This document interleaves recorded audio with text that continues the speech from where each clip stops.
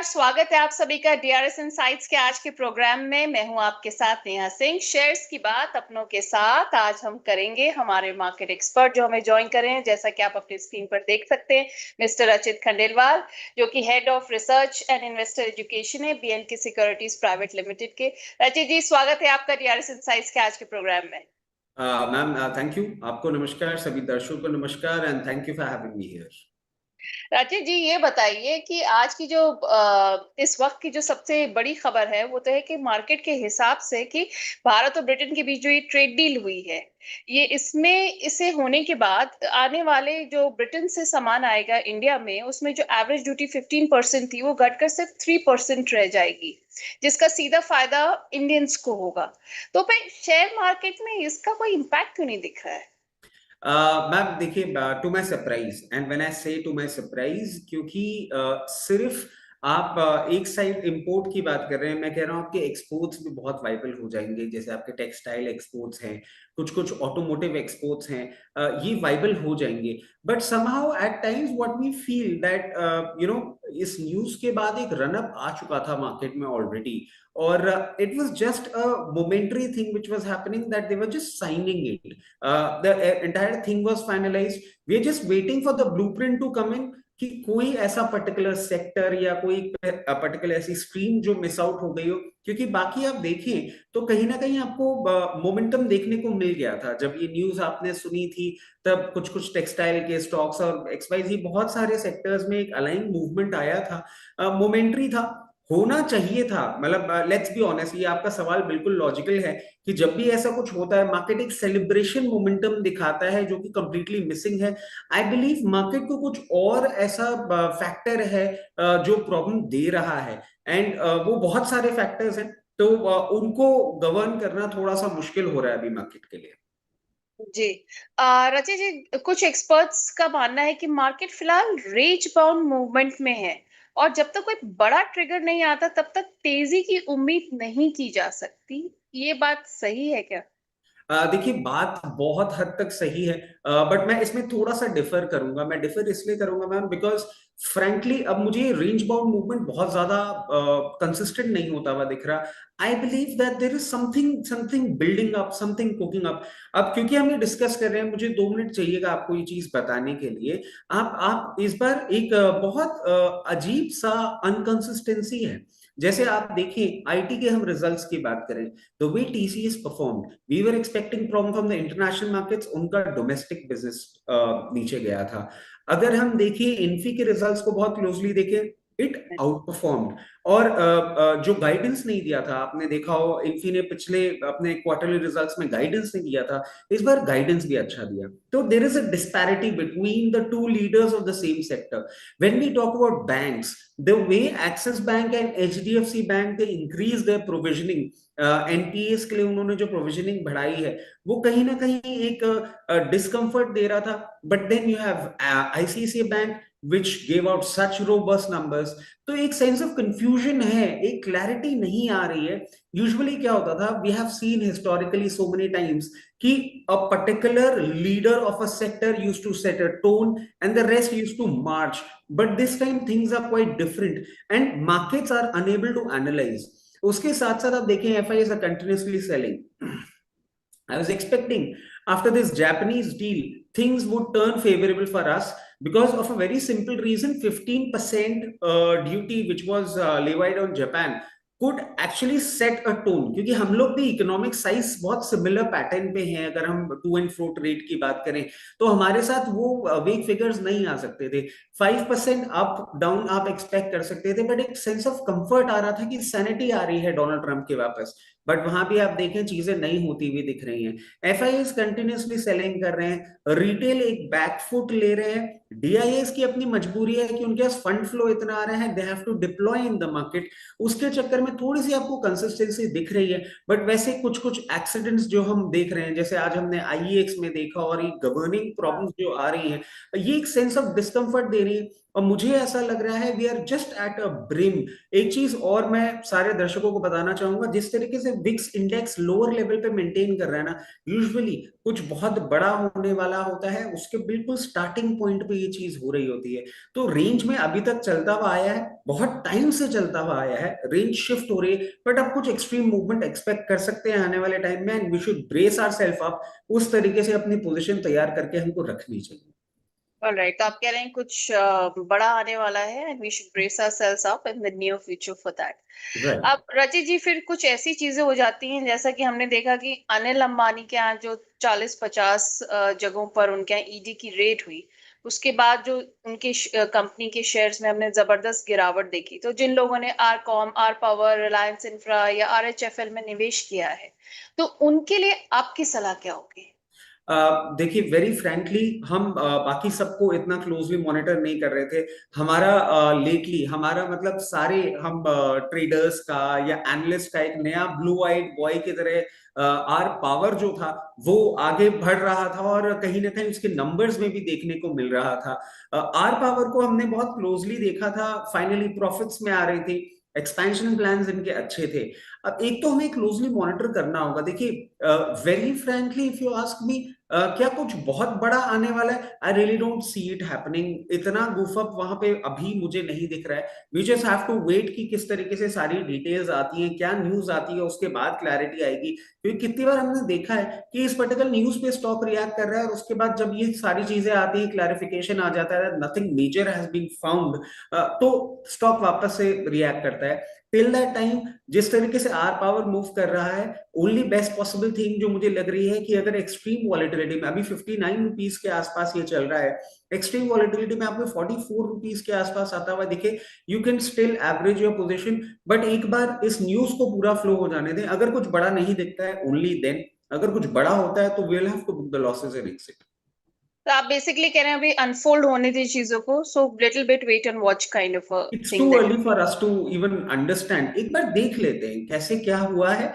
अभी सिर्फ ऐसा रेड हुआ है, उसका न्यूज है, क्या आता है बाहर वो भी तो एक बार पता लग जाए। जी Rachit ji. Now let's start taking the questions. हमारे व्यूअर्स भेज रहे हैं। नीरज गर्ग जी हैं, कह रहे हैं सर प्लीज मुझे सजेस्ट कीजिए कि ट्रेंट में मेरी परचेज है 6500 की, तो उसमें आपकी क्या सलाह रहेगी अभी नियर फ्यूचर के लिए? ट्रेंट में इन्होंने 6500 की इनकी परचेज है। अभी 51-54 चल रहा है। इनकी परचेज तो थोड़ी पुरानी है आई बिलीव। और जिस तरीके से अभी ये करेक्ट किया है, अभी थोड़ा सा आपको फर्दर डाउनसाइड देखने को मिल सकता है नीरज जी। एंड वैसे अगर आप देखें ओवरऑल पूरे स्टॉक को देखें, पूरे रिटेल स्पेस को देखें, अब ma'am like I was telling you कि एक डिस्पैरिटी देखने को मिल रही है। अब देखिए रिटेल में भी क्या हुआ है, रिलायंस रिटेल के जो नंबर्स आए हैं they have disappointed the markets, and Reliance was equally punished. But Tata consumer जिनके कल शाम को नंबर्स आए, तो हमको रिटेल स्पेस में भी कंफ्यूजन हो रहा है when we look at these two players. एक तो बहुत अंडर परफॉर्म कर रहा है और एक ने अच्छा परफॉर्मेंस दिया है। सिमिलरली ट्रेंड के लिए भी मैं बोलूंगा, अभी जिस तरीके से ये चल रहा है, हो सकता है एक बार आपको 4620 तक भी आता हुआ दिखे। अगर उन लेवल्स पे आप चाहें तो एक बार एवरेज इनिशिएट कर सकते हैं, अगर नहीं तो कोई प्रॉब्लम नहीं है, आप स्टिक अराउंड करें इस पे, और थोड़ा सा टाइम आप इसको स्पेंड करने दें। एक बार जब ये बहुत कंफर्टेबली वापस से 5600 रुपीज या 56,082 टू बी प्रिसाइज के ऊपर मेंटेन करने लग जाएगा, फिर आपको आपका भाव भी आता हुआ दिखेगा। अभी थोड़ा टफ टाइम आपको फेस करना पड़ सकता है। ऑलराइट, अभी थोड़ा टफ टाइम फेस करना पड़ सकता है। JWL पर भी ये सजेशन मांग रहे हैं आपका। इन्होंने JWL परचेज किया है at the rate of 503। Purchase आपका थोड़ा सा हाई है इन बोथ द काउंटर्स। और JWL के लिए ना मैं आपको एक और चीज ऐड कर देता हूँ, एक इसका बहुत स्ट्रॉन्ग रेजिस्टेंस है 435 रुपीज का, जो कि अभी ऑलरेडी करंट प्राइस से ऊपर है। जब तक वो लेवल नहीं क्रॉस होगा तब तक आपका भाव नहीं आता है। अब इसमें करना क्या है, अगर ये सवाल है तो इसमें मैं आपको थोड़ा सा एक ज्यादा एम्फेसिस लेकर के बोलूंगा कि प्लीज अपनी पोजीशन एक बार एवरेज जरूर करें। ट्रेंड थोड़ा सा बड़ा काउंटर हो जाता है, हो सकता है फंड पोजीशन आप इस तरीके से करें नहीं करें। JWL के लिए मैं आपको बोलूंगा प्लीज थोड़ा सा करेक्शन और आ जाए, 352 लेवल्स के आसपास आ जाए, यहाँ पे एवरेज कर लें। एवरेज करने के बाद जब भी आपको वापस 410 415 का भाव दिखे, वहां पे इसको डिप्लॉय करके ऐसे 2-3 स्विंग ट्रेड्स मार के आप अपनी बाइंग प्राइस नीचे लेकर आइए। स्टॉक्स दोनों ही आपके अच्छे हैं, स्टॉक्स में प्रॉब्लम नहीं है, बट आपके भाव इतने ऊपर हैं कि उनको थोड़ा रेगुलराइज करने में टाइम लग सकता है और वेट आपका थोड़ा भी लंबा हो सकता है। ऑल राइट, तो अभी थोड़ा सा वेट लंबा हो सकता है इनका। सचिन यादव जी हैं, एनटीपीसी पर आपका व्यू मांग रहे हैं। इनका जो परचेज है वो है 339 रुपीस पर, और 1 to 3 months के लिए ये आपका व्यू जानना चाह रहे हैं। Ma'am I am so sorry, I just missed the price. कितने पे लिया इन्होंने? 339, 339। फॉर्चुनेटली आपके प्राइस के बहुत पास है, इसीलिए मैं 3 महीने आपका सुन के थोड़ा सा कंफर्ट ले पा रहा हूं। देखिए बहुत मैजिक नहीं होगा अभी इसमें, लेट्स बी ऑनेस्ट। ये ऐसा काउंटर नहीं है जो 3 महीने में आपको कोई मैजिक करता हुआ दिखा दे। मुझे मैक्सिमम अपसाइड जो आपका दिख रहा है वो 349 का दिख रहा है। एंड क्योंकि आपने 3 महीने की ही बात करी है मेरे से, एक टाइम कंस्ट्रेंट के चलते आपको मैं एक स्टॉप लॉस भी सुझाना चाहूंगा। जब भी ये काउंटर 324 के नीचे बंद होता हुआ दिखे, आप प्लीज इसमें से एग्जिट कर लीजिएगा। जस्ट बिकॉज ये दोनों लेवल्स आपको सुझाए जा रहे हैं आपके टाइमलाइन के कारण। अगर टाइमलाइन आप इंक्रीज कर सकते हैं 3 महीने से ज्यादा, तो इसका सबसे नियर टारगेट मीडियम टर्म में 373 रुपीज का आता है। और सिमिलरली आपके लिए मैं स्टॉप लॉस के लेवल्स भी फिर चेंज कर सकता हूं अगर आपका टाइमलाइन बढ़ जाता है। जो नया स्टॉप लॉस हो जाएगा वो 306 का हो जाएगा, उसके नीचे क्लोजिंग करते हुए में आपको एग्जिट करना होगा। रिलेटिवली बेटर प्रोपोजिशन बन जाता है। टाइमलाइन इंक्रीज कर पाए तो अकॉर्डिंगली प्लीज ट्रेड करें। ऑल राइट, टाइमलाइन को आपको वॉच करना पड़ेगा, उसी हिसाब से कंटिन्यूस सजेशन ले सकते हैं। नीतीश जी का सवाल आया है, इन्होंने यूग्रो कैपिटल के 500 शेयर लिए हैं। इनका जो बाइंग प्राइस है वो 168 का है। अभी थोड़े फायदे में पूछ रहे हैं कि क्या प्रॉफिट बुक कर लूं या फिर शेयर 200 के पार जाएगा तब तक वेट किया जाए। उग्रो कैपिटल की हम बात कर रहे हैं और इनका देखिए बाइंग प्राइस है 168, और 160। 200 का बेसिकली ये जानना चाह रहे हैं टारगेट कब तक आएगा। देखिए इसमें मैं आपको एक और इंटरेस्टिंग फैक्ट बताना चाहूंगा कि इस पर्टिकुलर स्टॉक की बुक वैल्यू जो है ना, वो इसकी करंट प्राइस से ऊपर है। 174 is the book value. Return on equity reasonable at 8.26, capital employed 11% का है। इसको आपको थोड़ा सा टाइम देना पड़ सकता है। आप 200 की बात कर रहे हैं, अभी 177 के ऊपर ये एक बार आपको ब्रेकआउट देता हुआ दिख सकता है। और उसके बाद जो 200 के पहले सबसे स्ट्रॉन्ग लेवल आएगा वो आएगा 192। 192 को क्रॉस करेगा, उसके बाद आपको ये 200 प्लस भाव दिखा सकता है 243 तक। मगर इसके लिए मैं आपको सजेस्ट करूंगा, जिस तरीके का चार्टिकल पैटर्न बन रहा है, अभी हो सकता है आपको 1 से 2 क्वार्टर का टाइम इसमें स्पेंड करना पड़े। ऑलराइट, लेवल्स आप कह रहे हैं 1 से 2 क्वार्टर का टाइम लग सकता है। एंड यूजिंग 177 के ऊपर जाएगा तो 192 के लेवल्स देखने को मिल सकते हैं। एंड इफ इट क्रॉसेस 192, तभी जो अपना टारगेट देख रहे हैं 200 प्लस का, वो देखने को मिल सकता है। Right, right. ग्रीष्मा पालीवाल जी हैं, कह रही है मैम प्लीज सर से मेरा सवाल पूछिए कि भारत पेट्रोलियम पर उनकी क्या सजेशन है, मैं इसमें बाइंग करना चाह रही हूँ। देखिए रेशमा जी, सबसे पहली बात आपके लिए ये समझना बहुत इंपॉर्टेंट होगा कि बीपीसीएल में अगर आप अभी इन्वेस्ट करना चाह रहे हैं, आप एक बहुत वॉलेटाइल सेक्टर को पकड़ना चाह रहे हैं। और ये मैं क्यों कह रहा हूं आपको, जिस तरीके से अभी आपको क्रूड मेंटेन करता हुआ दिख रहा है ना, अभी आपको ये अट्रैक्टिव लग सकता है, बट नॉट टू फॉरगेट, हम कभी भी किसी भी टाइम एक जियो पॉलिटिकल टेंशन में चले जाते हैं और तब करता है क्रूड स्पाइक। और जब क्रूड स्पाइक करता है तो पूरा स्ट्रीट इनको पनिश करता है, आपके सारे प्रॉफिट्स खत्म हो जाते हैं। बट स्टिल एनी हाउ, अगर आपका इसमें इंटरेस्ट है और आप इसमें इन्वेस्टमेंट देख रहे हैं, अभी ये 341 रुपीज के लेवल पे चल रहा है। मैं आपको ये सजेस्ट करूंगा एग्रेसिवली अभी यहाँ पे बाइंग नहीं, थोड़ा सा कूल ऑफ करे, कहीं भी 318 रुपीज, 318 रुपए के आसपास आपको दिखे, वहां पे आप पोजिशन बना सकते हैं। और पोजीशन के लिए मैं आपको, अगर मीडियम टर्म के लिए आप देख रहे हैं ना, तो एक लंबी रेंज दे देता हूं 318 से लेके 281 लेवल तक। स्टैगर्ड मैनर में हर 8 से 10 रुपए के डाउनसाइड में आप 15 से 20% अपने पोजीशन बढ़ा सकते हैं, और फिर आप इसको मीडियम टर्म पे होल्ड करिए। बट ये कॉशन नोट जो मैंने आपको दिया है वो भूलिएगा मत। जियोपॉलिटिकल टेंशन होता है, मार्केट सबसे पहले इनको पनिश करता है, थोड़ा सा कॉशियस होके इसमें ट्रेड करें। थोड़ा सा कॉशियस होके जो लेवल्स रचित जी ने बताए हैं और स्टैगर्ड मैनर में जैसे सजेस्ट किया, आप ऐसा कर सकते हैं ग्रीष्मा जी, एज पर रचित जी। इंडसइंड बैंक पर भी आपका व्यू जानना चाह रही हैं कि क्या इन्वेस्ट करने का सही टाइम है ये, और अगर करें तो किन लेवल्स पे। रेशमा जी, मुझे थोड़ी सी खतरों के खिलाड़ी। ग्रीष्मा जी हैं सर, ग्रीष्मा। ग्रीष्मा जी, हाँ। Sorry, my bad. Greeshma ji, मुझे थोड़ी खतरों के खिलाड़ी टाइप ज्यादा मालूम पड़ती हैं। थोड़ा एडवेंचर का क्वांटम इनका बड़ा होगा। देखिए, इंडसइंड बैंक अब जिस तरीके से मेंटेन कर रहा है, मैं आपको एक ही चीज सजेस्ट करूंगा कि ठीक है, इफ यू वांट, आप जब तक ये 841 के ऊपर मेंटेन कर रहा है, एक कंफर्टेबल लेवल है और 950 तक का मूवमेंट करता हुआ दिखा सकता है, चाहे तो आप यहाँ पे पोजीशन बना सकते हैं। बट मैं इनको एक चीज ऐड करवाना चाहूंगा, अभी कुछ कुछ न्यूज आ रही है, जैसे बजाज फाइनेंस में आपने देखा होगा एक रेजिग्नेशन आया था, and that particular man of management is about to join IndusInd bank. अभी बहुत रीशफलिंग चल रही है, थोड़ा सा स्टेबल है। नॉट टू फॉरगेट जो हमने पास्ट में इसमें देखा था, अगर बैंक में ही आपको इन्वेस्ट करना है, वी हैव बेटर प्रोपोजिशंस, आप वहां पे इन्वेस्ट कर सकते हैं। बट अगर इंडसइंड बैंक में ही करना है, 841 के ऊपर 950 तक जा सकता है, accordingly you can place your bet. All right. वैसे ग्रीष्मा जी हमारी रेगुलर व्यूअर हैं, हर लाइव सेशन ज्वाइन जरूर करती हैं, और मेरे ख्याल से इन्वेस्ट करने से पहले एक्सपर्ट की राय जरूर लेती है। शादाब जी आ गए हैं, ये भी हमारे रेगुलर व्यूअर हैं। जीआरएससी पर आपकी राय मांग रहे हैं। इनका जो बाइंग प्राइस है वो 2790, 2790 का है।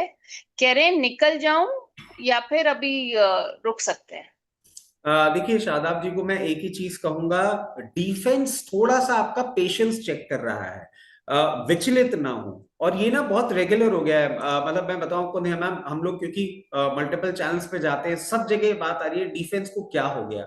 कुछ नहीं हाँ। हुआ है, एक बेस फॉर्मेशन कर रहा है। जब भी कोई सेक्टर इतना हाई बीटा मूवमेंट करता है ना, मतलब वो बोलते हैं ना कि एक रनर, एक आप मान लीजिए बहुत फास्ट रन करके आया, थोड़ा सा कूल ऑफ पीरियड है, कोई टेंशन वाली बात नहीं है, कुछ ऐसा चेंज नहीं हो गया है। और इस पे मैं आपको एक चीज ऐड करना चाहूंगा, जीआरएससी स्टॉक बहुत ही उम्दा है। थोड़ा सा अभी भी मैं समझता हूं इसमें फ्रॉथ है, जो आपको लोअर लेवल्स पे कहीं ना कहीं खत्म होता हुआ दिखेगा। जिस तरीके से ये चल रहा है, एक बार हो सकता है आपको 2440 तक के भी भाव दिखा दे। अगर आप चाहें तो वहां पे हल्का सा एवरेज कर सकते हैं, बट क्योंकि रुपए टर्म्स में नहीं, परसेंटेज टर्म्स में इतना डिफरेंस नहीं है आपकी बाइंग प्राइस और 2400 लेवल्स पे, तो मैं सजेस्ट करूंगा अगर ऐसे भी मेंटेन कर लें तो कोई प्रॉब्लम नहीं है। मैं टाइमलाइन आपको देता हूं, देखिए आपने अभी सारे सेक्टर्स में रनअप देख लिया है, रेलवे और डिफेंस थोड़ा सा बचा हुआ है, इनमें भी मिक्स बैग रनअप आने वाला है जैसे इनके नंबर्स आएंगे। एंड ऑफ द सीजन में इनके नंबर्स आएंगे, जो अभी अर्निंग सीजन हम देख रहे हैं उसमें आपको मूवमेंट देखने को मिल सकता है। Otherwise you will have to wait for till budget time, मतलब नेक्स्ट ईयर जनवरी फरवरी प्री बजट रैली का जो टाइम होगा तब तक वेट करना पड़ेगा। पहला लेवल जो है वो 3270 का होगा, और अगर आप इसको थोड़ा सा और समय देंगे तो 3800 तक का मूवमेंट ये करता हुआ दिखा सकता है। ऑलराइट, पर आप कह रहे हैं थोड़ा सा पेशेंस रखना पड़ेगा। तो ये तो डिफेंस की बात हो गई। रेलवे सेक्टर पे भी बहुत सारी क्वेरीज आती हैं हमारे पास। आप कह रहे हैं it is playing in a similar fashion as defence. तो रेलवे सेक्टर पे आप कौन से स्टॉक्स को नियर टाइम में अच्छा परफॉर्म करता हुआ देखते हैं।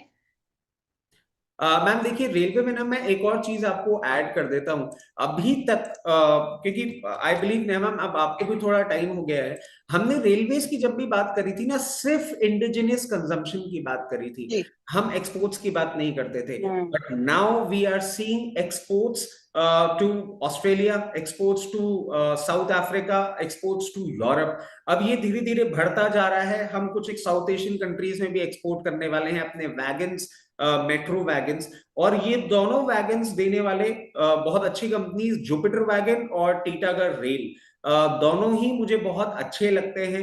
और इनमें अगर आप मीडियम टर्म के लिए अपना इन्वेस्टमेंट बनाना चाहें तो बिल्कुल कर सकते हैं एट लोअर लेवल्स।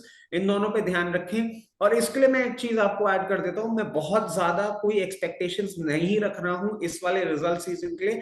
तो लोअर लेवल पे जब आपको मिले ना तब करिएगा, ये भी बजट के आसपास आपको अच्छा रनअप करते हुए दिखाएंगे। तो सर ये जो लोअर लेवल्स हैं इनकी रेंज क्या रहेगी जुपिटर वैगन और टीटागढ़ दोनों के लिए?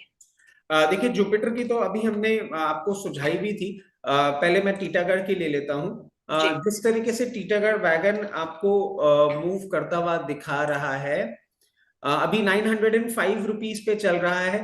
कहीं भी आपको कूल ऑफ करके ये 810 या 780 के आसपास मिले, आप आराम से अपनी पोजीशन बनाइएगा।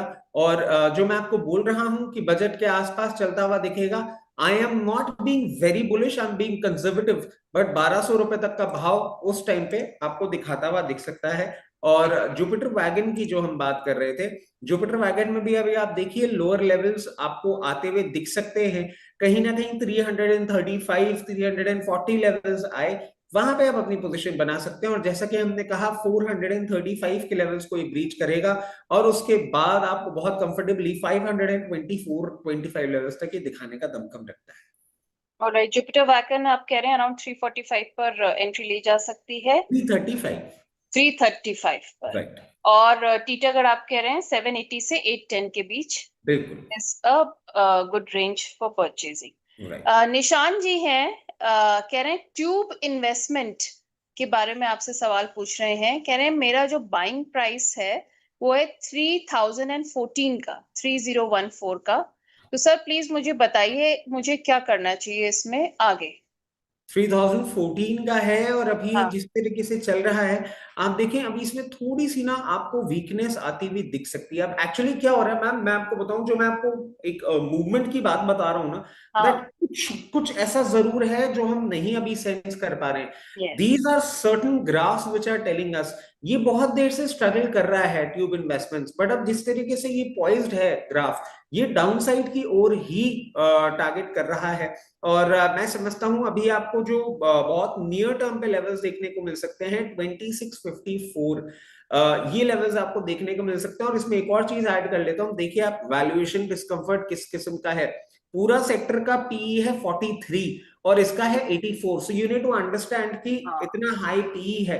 प्राइस टू बुक वैल्यू भी अगर आप देखें तो करीबन 10.65 पे है। ये वैल्यूएशन एडजस्टमेंट्स हैं जो आपको आने वाले समय में देखने को मिलेंगे। दो the company, the brand, the pedigree, everything is good, but क्योंकि वैल्यूएशन डिस्कंफर्ट है तो निशान जी अभी आपको थोड़ा सा और नीचे देखने को मिल सकता है। बट मैं आपको यही चीज सजेस्ट करूंगा, इतने डिफरेंस में ना एवरेज मत ट्रिगर करिएगा, wait for it to improve.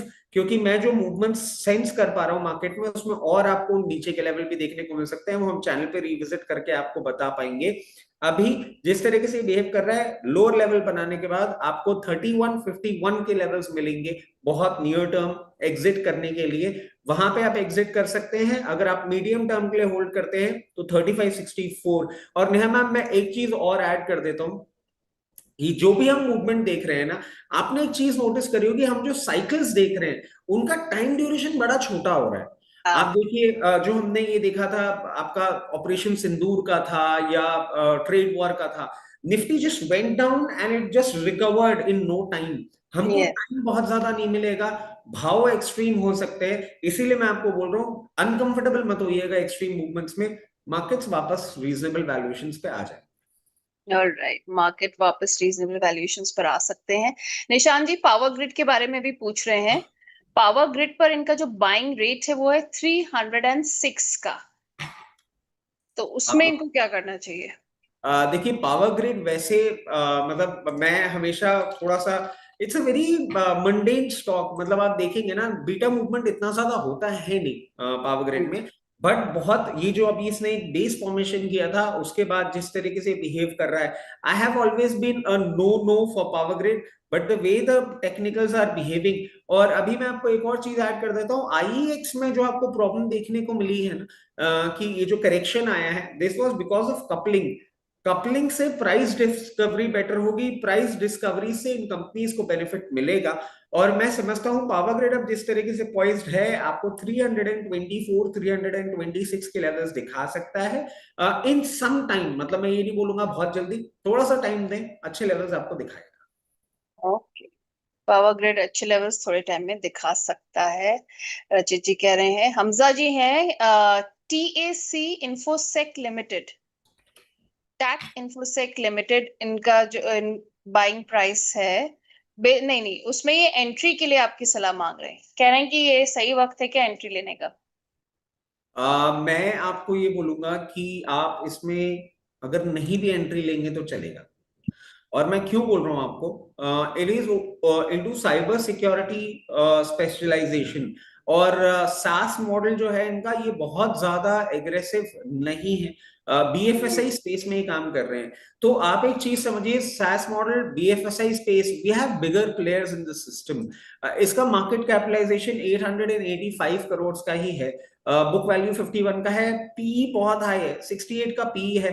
Hamza जी मैं आपको सजेस्ट करूंगा अभी प्लीज, इतने वॉलेटाइल मार्केट्स में ना, ऐसा नहीं, थोड़े से स्टेबल स्टॉक्स की तरफ फोकस करेंगे ना तो बेटर रहेगा। क्योंकि जिस तरीके से चल रहा है, कोई बड़ी बात नहीं है, टाइम टू कम आपको ये 650 तक का भी भाव दिखा सकता है। लेट्स बी रीजनेबल, थोड़े से स्टेबल स्टॉक्स पे जाते हैं। चलिए, हमजा जी वैसे केसीपी पर भी पूछ रहे हैं, केसीपी कह रहे हैं मेरा जो बाइंग प्राइस है वो 226 का है, तो सर केसीपी पर मुझे एवरेज करना चाहिए या एग्जिट करना चाहिए? 217 पे ये चल रहा है, हमजा जी के लिए ये मैं बोलूंगा, ये स्टॉक सिलेक्शन इनका रीजनेबली मुझे बेटर लग रहा है। एवरेज अभी आपको नहीं करना चाहिए, आपको 227 का भाव मैं समझता हूं देखने को मिल सकता है। और उसके बाद बहुत कंफर्टेबली अगर आप उसको थोड़ा सा और टाइम दे देंगे ना, तो 260 तक के भी रेट्स आपको देखने को मिल सकते हैं। जस्ट टिक अराउंड, इतना प्राइस डिफरेंस नहीं है कि आपको एवरेज करना पड़े। अभी सिर्फ वेट करिए, भाव आपके आ जाए। ऑलराइट, अभी वेट एंड वॉच कर सकते हैं आप हमजा जी इस स्टॉक में। किरण जी हैं, कह रही हैं रचित सर को मेरा प्रणाम। प्रणाम। प्रणाम। पीटीसी फाइनेंशियल सर्विसेज पर आपकी राय मांग रही हैं इन्होंने, इनकी जो बाइंग है वो है 43 की। पीटीसी फाइनेंशियल सर्विसेज 43 पे इन्होंने बाय किया है। इनको एक फन फैक्ट दे देता हूं मैं, बुक वैल्यू 43 है। तो आपने कहीं कह ना रही है कहीं, कि सर ये शेयर चलेगा या, और इसमें टारगेट क्या रखना चाहिए? हाँ मैं वही आपको बता रहा हूँ, मतलब थोड़ा सा एक वो मेरा है, मैं बिल्डअप पहले देना वो कर देता हूँ। So sorry, just part of the way how I do it. But usually लोग थोड़ा सा इंटरेस्ट रखते हैं। मैं समझता जी हूँ सर, मतलब हर किसी का अपना स्टाइल होता है, वही तो मजेदार होता है।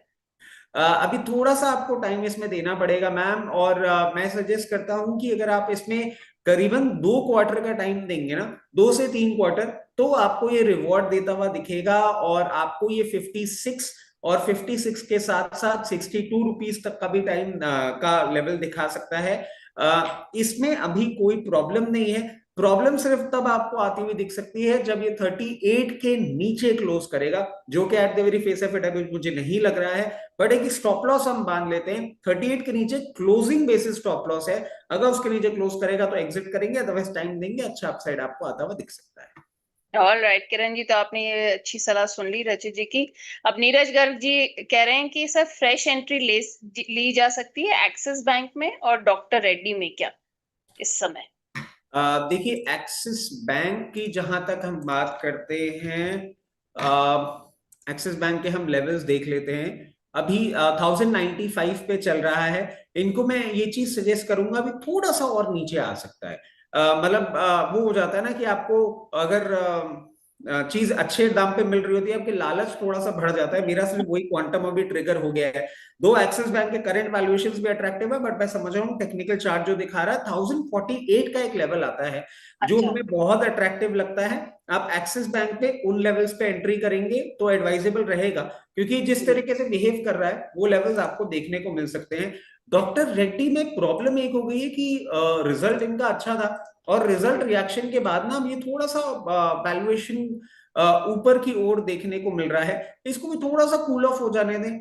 1220 रुपए के आसपास मिले, 1220 के आसपास, वो ज्यादा बेटर लगता है वैल्यूएशन।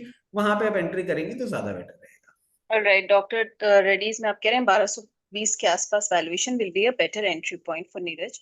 जी। प्रभात नारायण जी हैं, वीनस पाइप कह रहे हैं किस प्राइस पर बाय करना चाहिए और लॉन्ग टर्म के लिए वीनस पाइप कैसा है?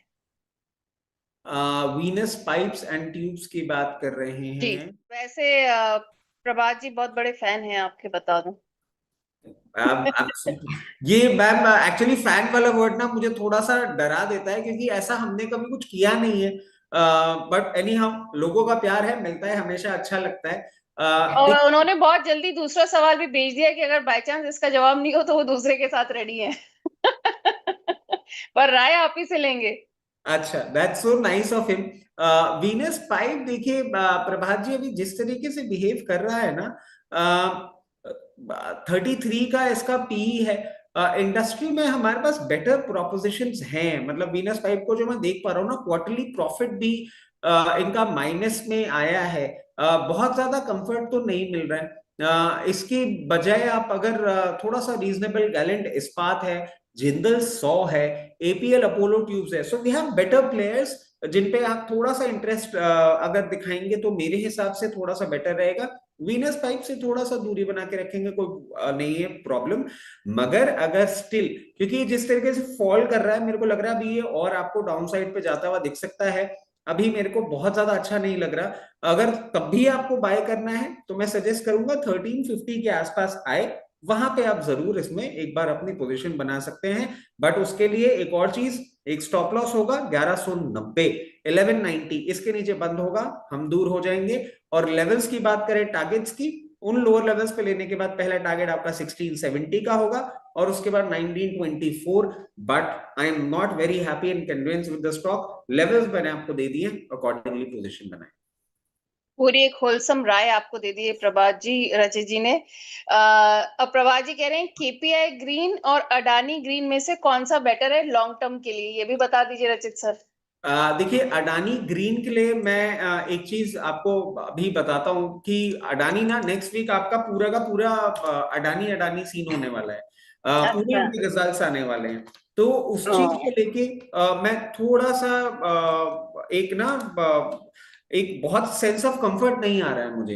अच्छा। वैसे अडानी ग्रीन, आप वैसे बोले स्टॉक इज गुड, हम एक कंपैरिजन कर लेते हैं। अडानी ग्रीन आप देखें, एंड मैम नेहा मैम, मैं आपको सजेस्ट करूंगा आप इसका भी ग्राफ देखेंगे ना, you will get to know what I am talking about. 23 दिसंबर से इसने एक बेस फॉर्मेशन चालू किया था, और आप देखें अभी तक ये उस बेस फॉर्मेशन से बाहर नहीं निकला है। कहीं ना कहीं ये स्टॉक जो है, जो हम बात कर रहे थे ना कि एक टाइम स्पेंड कर लेता है फिर उसमें स्ट्रेंथ आ जाती है, उसका क्लियर केस आपको दिखेगा अडानी ग्रीन में। जिस तरीके से ये स्टॉक चल रहा है, मैं आपको सजेस्ट करूंगा थोड़ा सा कूल ऑफ कर ले। अभी 1020 रुपए चल रहा है, 950 टू 950 के आसपास आए, आप जरूर इसमें पोजीशन बनाएं। एक बार ये ब्रेकआउट देता है 1070 के ऊपर, फिर डायरेक्ट आपको ट्रेड करता हुआ दिखेगा 1312। और अगर आप मीडियम टर्म के लिए आप इसको होल्ड करते हैं, 1800 तक जाने का दमखम रखता है अडानी ग्रीन। केपीआई ग्रीन की अगर हम बात करें, केपीआई ग्रीन ने अपना बेस फॉर्मेशन के बाद ना ब्रेकआउट दे दिया है। रिस्क रिवॉर्ड अगर आप देखेंगे तो मुझे अडानी ग्रीन में ज्यादा बेटर लग रहा है in comparison with KPI green. But इसके भी हम लेवल्स देख लेते हैं। आप चाहें तो दोनों में छोटा छोटा इन्वेस्ट कर लें, 522 में आप इन्वेस्ट करेंगे, और उसके बाद आपके टारगेट्स आएंगे, पहला 595, और मीडियम टर्म के लिए होल्ड करते हैं तो 720। But relatively I find Adani Green in a better proposition as compare to KPI Green. All right, दोनों पर एक अच्छी राय मिल गई है इनको। संगीता जैन जी हैं, कह रही हैं गुड इवनिंग मैम एंड रचित सर। गुड इवनिंग संगीता जी। सर मैंने श्रीराम फाइनेंस का शेयर 705 में लिया है, श्रीराम फाइनेंस। प्लीज मुझे सजेस्ट करिए आगे किस हिसाब से इसको रखा जाए। 705 पे लिया है, और संगीता जी को मैं एक चीज कहूंगा, थोड़ा सा ना अभी एनबीएफसी और बैंकिंग फाइनेंस स्पेस आपको विचलित कर सकता है। दो, the company is very good, और मुझे आपका भाव भी पसंद आ रहा है जिस भाव में आपने ले रखा है। इसमें हम एक चीज कर सकते हैं, इसका अर्निंग कॉल है कल। कल रिजल्ट्स आने वाले हैं, एक बार रिजल्ट्स आ जाने दें। जिस तरीके से ये चल रहा है, क्योंकि आपने 705 पर लिया है, 636 रुपए चल रहा है, आपको रुपी टर्म में बड़ा दिखेगा, बट ये हाई बीटा काउंटर है, इसमें ऐसी कोई प्रॉब्लम है नहीं। अगर रिजल्ट के बाद आपको ये लोअर लेवल्स पे मिलता है, 585 सुनने में बुरा लगेगा, बट हो सकता है अगर आए तो 585 लेवल्स पे अपन एवरेज करेंगे। Point number one. Point number two, अगर रिजल्ट्स के बाद ये परफॉर्म करता है तो एक बार आपका भाव एग्जैक्ट 705 रुपए भी आता हुआ दिख सकता है, और अगर उसके बाद भी आप इसको होल्ड करते हैं तो बहुत कंफर्टेबली आपको 760 रुपए तक भी जाता हुआ एक काउंटर दिख सकता है। ओके। बप्पा आलम जी एनएमडीसी पर आपका व्यू मांग रहे हैं रचित सर। देखिए, स्टील एज अ स्पेस ना अभी बहुत प्रॉब्लम में रहा है। आपने देखा होगा रिसेंट टाइम्स में, और एनएमडीसी भी उस स्ट्रगल का ही पार्ट था। बट मैम आप देखें, वैसे मेटल ना टाइम बाय टाइम अब एक ब्रेकआउट दे रहे हैं। एनएमडीसी भी उसका पार्ट है। इसका मूवमेंट बहुत स्लो रहता है, कोई बहुत ज्यादा उम्मीद हमें इसमें रखनी नहीं चाहिए। अगर आपने लोअर लेवल्स पे ले रखा है, मैं आपको बोलूंगा आपको एटलीस्ट 2 से 3 क्वार्टर इसमें टाइम स्पेंड करना पड़ेगा, और उसके बाद आपको भाव देखने को मिलेगा 82 रुपीज का, और फिर आप इसको और टाइम देंगे तो आपको 88 से 90 रुपीज का भाव देखने को मिल जाएगा। काउंटर अच्छा है, बट मूवमेंट स्लो रहता है। काउंटर अच्छा है, मूवमेंट स्लो है। वैसे बप्पा आलम जी ने अभी अभी हमारी मेंबरशिप ली है आपसे सवाल पूछने के लिए। So nice of you, thank Dilip you. Dilip Deshmukh ji हैं, कह रहे हैं सर क्या मैं श्याम मेटालिक्स में एंट्री ले सकता हूँ, और अगर यस तो स्टॉप लॉस और टारगेट प्लीज सजेस्ट कर दीजिए। देखिए, 951 रुपए का भाव चल रहा है शाम मेटालिक्स का, और इसमें दो चीजें हैं। मुझे हल्का सा डिस्कंफर्ट दिख रहा है वैल्यूएशन टर्म्स में। ओके। और ये मैं क्यों बोल रहा हूं मैम, क्योंकि 24 का पीई मल्टीपल है पूरे सेक्टर का, और ये 53 पे है। सो रीजनेबली इट इज मतलब क्वाइट हाई। अब रिजल्ट्स एक बार आ जाएं और उसके बाद अगर कोई कंफर्ट आता है ना, तो एक अलग चीज हो जाती है, वैल्यूएशंस बदल जाती है। बट अदरवाइज आप उसको थोड़ा सा करेक्ट करने दें, वो ज्यादा बेटर प्रोपोजिशन होगा। 882 के आसपास दिखता है ना, वहां पे रिस्क रिवॉर्ड बेटर हो जाता है। 882 के लेवल्स पे हम इसमें पोजीशन बना सकते हैं। एक क्लोजिंग बेसिस स्टॉप लॉस भी मैं आपको सुझा देता हूं, वो होगा 824। 824 के नीचे बंद होगा तो हम इससे एग्जिट कॉल ले लेंगे, और वहां पे लेने के बाद टारगेट्स जो आपके बन के निकलते हैं वो 986 का पहला और 1020 का दूसरा। ये आपको थोड़ा सा टाइम लग सकता है स्ट्रेट को मैच्योर करने में, बट वही बेटर लेवल्स होंगे लुकिंग एट द वैल्यूएशन। थोड़ा सा वेट करें, बेटर है। ऑलराइट, तो आप कह रहे हैं थोड़ा सा भी वेट करें, and अभी आपको ओवर प्राइस लग रहा है स्टॉक। आमिर जी हैं जीएमआर एयरपोर्ट इंफ्रा पर आपका व्यू मांग रहे हैं। इन्होंने 96 पर बाय करा है। आमिर जी थोड़े से लेट हो गए इस फ्लाइट को पकड़ने के लिए। और मैं हम्म। ये क्यों बोल रहा हूँ, क्योंकि आप देखें मैम, आप आपके भी बहुत सवाल जवाब होते होंगे, और उसमें आपने देखा होगा बहुत लोअर लेवल्स पे ये काउंटर मूव कर रहा था, हम्म। और वहां पे थोड़ा सा ना एक बेटर प्रोपोजिशन था। अब जिस तरीके से इसने मूवमेंट कर लिया है, मैं आमिर जी को बहुत क्लियरली बोलना चाहूंगा, अगर आप इसमें ज्यादा टाइम नहीं दे सकते ना, जब भी आपको 102 रुपीज के आसपास मिले आप एग्जिट कर लीजिएगा। मगर अगर वैसे आप देखें, एयर ट्रैफिक कंट्रोल जिस तरीके से चल रहा है, जीएमआर एयरपोर्ट जिस तरीके से अपना स्टेक दिल्ली एयरपोर्ट में बढ़ा रहे हैं, one of the busiest airport of the country, और इनके जो ट्रैवल पैसेंजर नंबर्स है ना वो बढ़ते जा रहे हैं, हाँ। तो हो सकता है आप इसको टाइम दें तो आपको 124 रुपीज का लेवल भी दिखा दे। स्टॉक अच्छा है, प्राइस आपने थोड़ी सी ऊपर ली है, थोड़ा कॉशियस रहिएगा और अकॉर्डिंगली एग्जिट करिएगा। ऑलराइट। अब गर्ग जी पंजाब एंड सिंध बैंक के बारे में पूछ रहे हैं sir.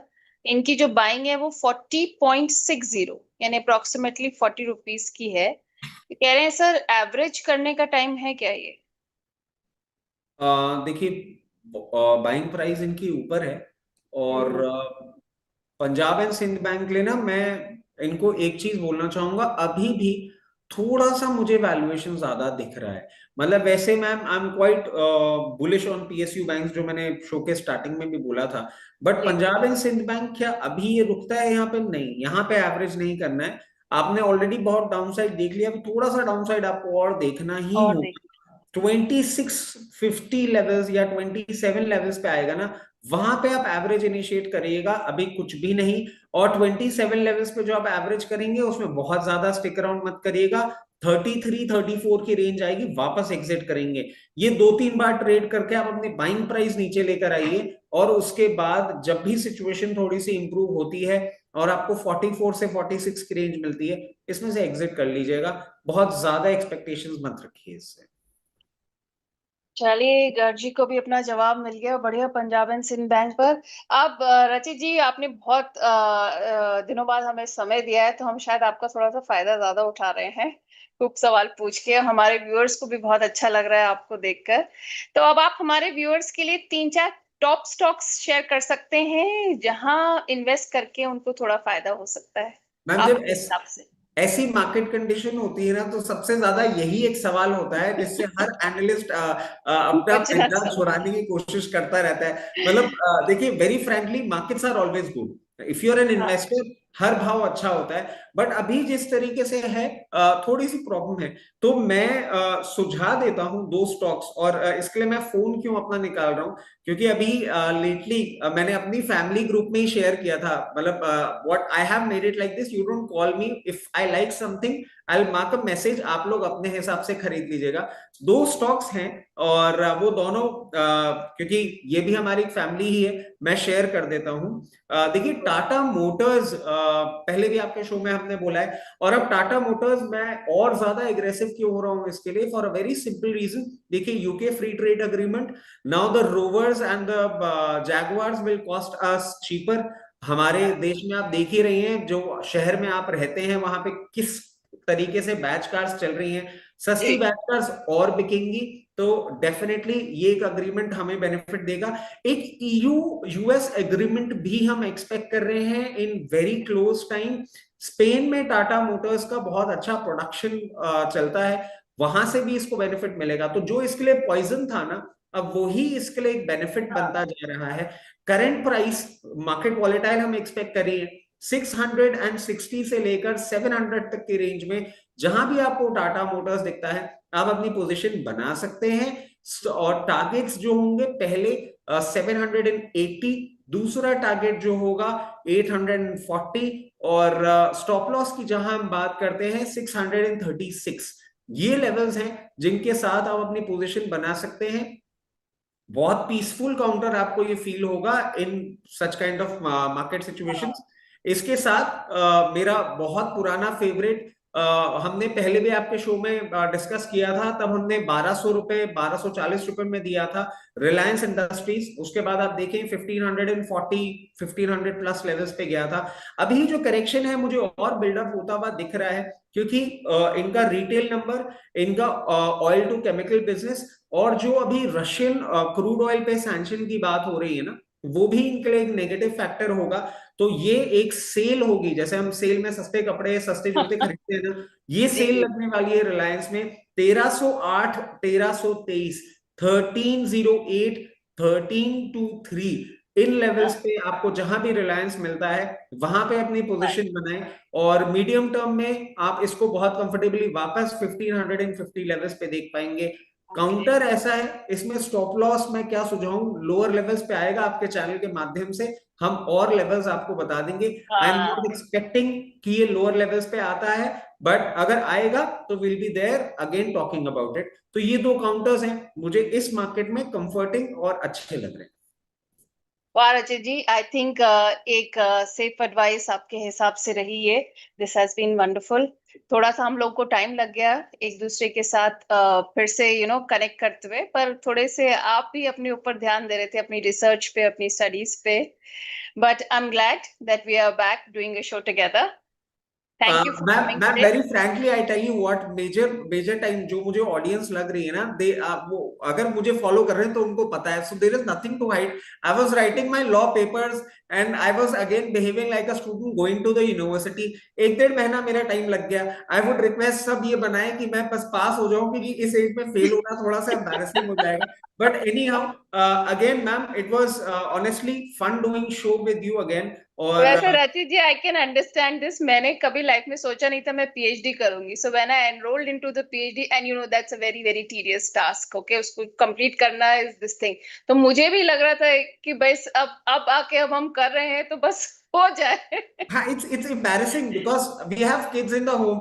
They have seen us going and writing papers. And very frankly, ma'am, I really appreciate क्योंकि अब मैं ना next once I'm through with my law, I already have a master's degree in economic analysis. PhD is my next target. University में मैंने बात कर रखी है. My wife is a professor. अरे She's a वाह, doctor herself, and she has around 5 master's degree in her kitty. तो उनकी यूनिवर्सिटी से ही मैं अब मास्टर्स के लिए एनरोल करने वाला हूँ. थोड़ा सा स्टूडेंट बन के जाऊंगा तो वही डांट खा के आ जाया करूंगा, घर पे थोड़ी कम डांट ये पड़ती. आपका टारगेट वैसे आपने बहुत ऊंचा सेट करा है। But I think I do इतनी इट. सारी डिग्रीज आपकी वाइफ के पास है तो डेफिनेटली टारगेट बहुत नहीं हाई नहीं, I am not even trying to compete with her. मैं तो बस अपने नाम के आगे ना डॉक्टर लगाना चाह रहा हूँ. तो 3 साल देखिए, 3-4 साल जो लगेगा, so that would be my हाँ, next target. But it's always fun to study. आप किसी भी एज या पे होते हैं ना, नई नई चीजें पता लगती हैं, और हमारा तो काम भी ऐसा है कि अच्छा लगता है. So it was good. But any how I am back, and most probably अब हम थोड़े से ज्यादा फ्रीक्वेंट हो जाएंगे पहले के कंपैरिजन में.